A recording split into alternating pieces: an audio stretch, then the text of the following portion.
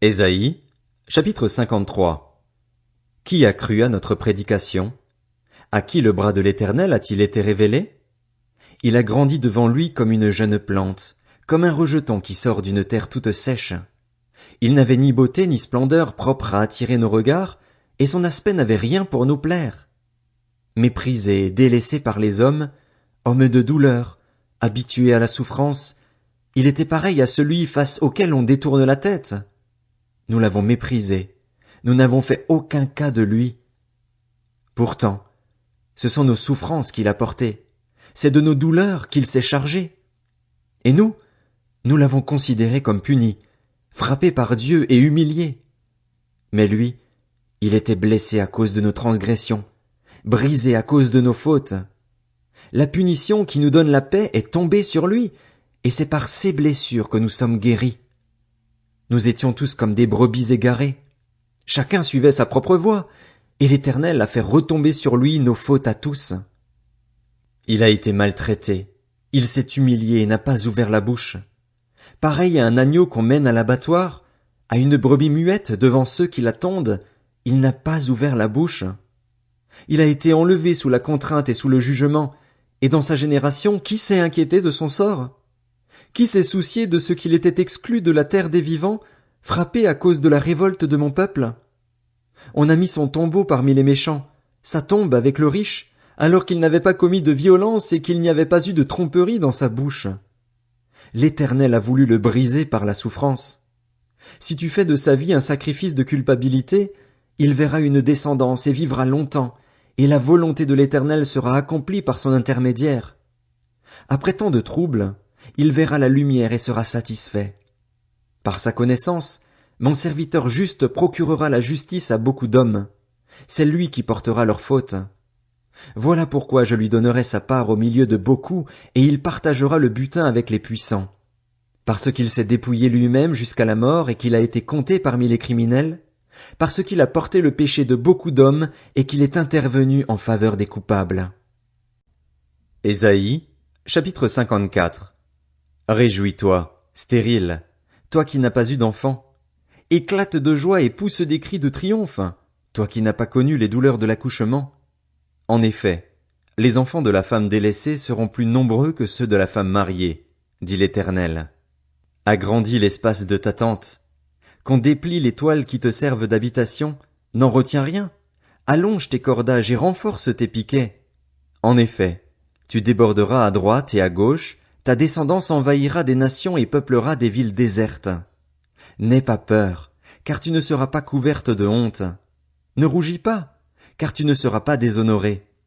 Au contraire, tu oublieras la honte de ton adolescence et tu ne te souviendras plus du déshonneur de ta période de veuvage. En effet, ton époux, c'est celui qui t'a faite, et son nom est l'Éternel, le Maître de l'univers. Celui qui te rachète, c'est le Saint d'Israël, et on l'appelle Dieu de toute la terre. Oui, l'Éternel t'a rappelé comme une femme abandonnée, à l'esprit abattu, comme une femme des jeunes années qu'on a rejetée, dit ton Dieu.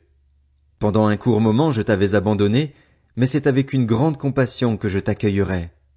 Dans un débordement de colère, je m'étais un instant caché à toi, mais avec un amour éternel j'aurai compassion de toi, dit l'Éternel, celui qui te rachète. En effet, la situation est, pour moi, pareille à celle de Noé. J'avais juré que le déluge qui a frappé Noé ne frapperait plus la terre. De même, je jure de ne plus m'irriter contre toi et de ne plus te menacer. Même si les montagnes s'éloignaient, même si les collines étaient ébranlées, mon amour ne s'éloignera pas de toi et mon alliance de paix ne sera pas ébranlée, dit celui qui a compassion de toi, l'Éternel. Malheureuse, toi qui es battue par la tempête et que personne ne console, je pose tes pierres avec du mortier et je te donnerai des fondations en saphir. Je ferai tes ouvertures en rubis, tes portes en escarboucle et toute ton enceinte en pierres précieuses. Tous tes fils seront disciples de l'Éternel et leur prospérité sera grande. Tu seras affermi par la justice. Oublie l'oppression, car tu n'as rien à craindre. Oublie la terreur, car elle ne s'approchera pas de toi. Si l'on forme des complots, cela ne viendra pas de moi. Celui qui se liguera contre toi tombera contre toi. Vois, J'ai créé le forgeron qui souffle sur les braises et qui fabrique une arme, mais j'ai aussi créé le destructeur chargé de l'anéantir. Toute arme préparée contre toi sera sans effet, et toute personne qui s'attaquera à toi au tribunal, c'est toi qui la condamneras. Tel est l'héritage des serviteurs de l'Éternel, telle est la justice qui leur viendra de moi, déclare l'Éternel. Ésaïe 55. Vous tous qui avez soif, venez vers l'eau, même celui qui n'a pas d'argent. Venez, achetez et mangez. Venez, achetez du vin et du lait sans argent, sans rien payer. Pourquoi dépensez-vous de l'argent pour ce qui ne nourrit pas? Pourquoi travaillez-vous pour ce qui ne rassasie pas? Écoutez-moi vraiment et vous mangerez ce qui est bon, vous savourerez des plats succulents. Tendez l'oreille et venez à moi, écoutez donc et vous vivrez. Je conclurai avec vous une alliance éternelle pour vous assurer les grâces promises à David.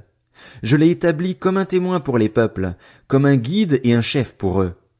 Tu appelleras des nations que tu ne connais pas, et des nations qui ne te connaissent pas accourront vers toi à cause de l'Éternel, ton Dieu, du Saint d'Israël, parce qu'il te donne sa splendeur.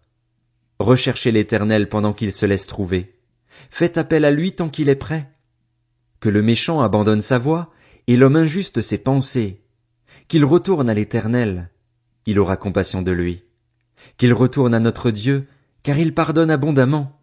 En effet, vos pensées ne sont pas mes pensées, et mes voies ne sont pas vos voies, déclare l'Éternel. Le ciel est bien plus haut que la terre. De même, mes voies sont bien au-dessus de vos voies, et mes pensées bien au-dessus de vos pensées.